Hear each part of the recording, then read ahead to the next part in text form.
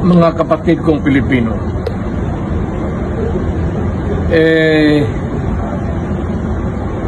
umiikot ako sa Pilipinas ngayon hanggang kaya para sa peace rally. Tara na, kung isog ka para sa bayan, we defend the Constitution and the flag of the Philippines para wag masira ang bayan natin, hindi maloko ang bayan natin, at kailangan ang Pilipino matatag at alam niya kung ano ang nangyayari ang dapat gawin. Ito naman ang gusto namin, mapayapa lahat ang mangyayari.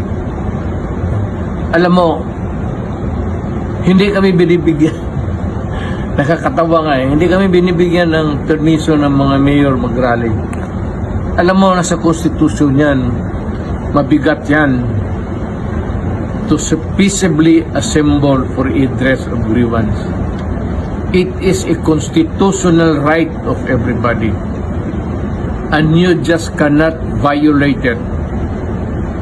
Kasi makakaroon ka ng kaso niyan, at ang hatol niyan is dismissal from the service.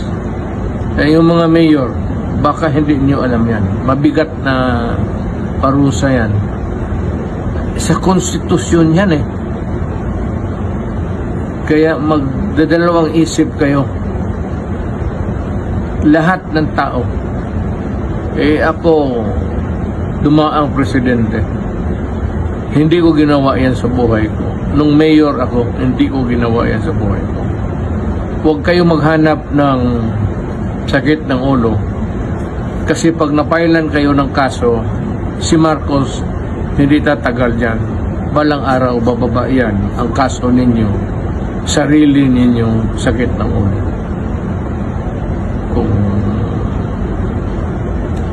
It's up to you.